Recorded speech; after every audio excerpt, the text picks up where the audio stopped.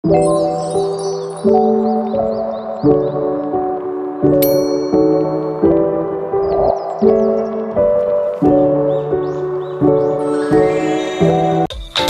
3 kemungkinan posisi benda jika berada dalam zat cair. Yang pertama, ada benda tenggelam. Misalnya, telur dapat tenggelam, alasannya adalah massa jenis telur lebih besar daripada massa jenis air dan gaya berat telur lebih besar dari gaya apungnya. Kemungkinan kedua adalah benda melayang. Bendanya masih sama ya, yaitu telur. Mungkin gak sih membuat telur melayang di tengah air? Jawabannya mungkin kok. Caranya, masukkan kurang lebih 1 sendok garam ke dalam air, lalu aduk. Masukkan telurnya. Nah, kan telurnya melayang? Hal ini terjadi karena penambahan garam membuat massa jenis air menjadi meningkat. Dengan pemberian jumlah garam yang tepat, massa jenis air dan telur jadi seimbang.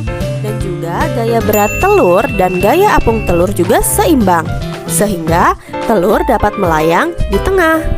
Kemungkinan ketiga adalah benda terapung atau sampai ada sebagian benda yang muncul ke permukaan.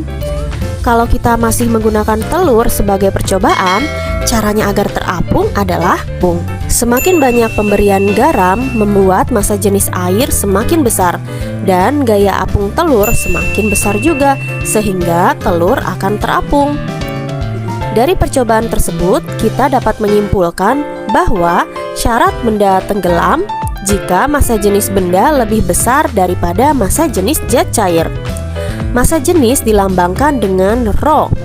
Dan satu lagi, syarat benda tenggelam yaitu gaya berat benda lebih besar daripada gaya apungnya.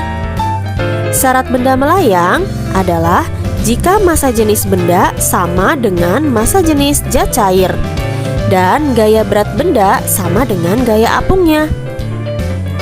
Syarat benda terapung jika massa jenis benda lebih kecil daripada massa jenis zat cair dan gaya berat benda juga lebih kecil daripada gaya apungnya.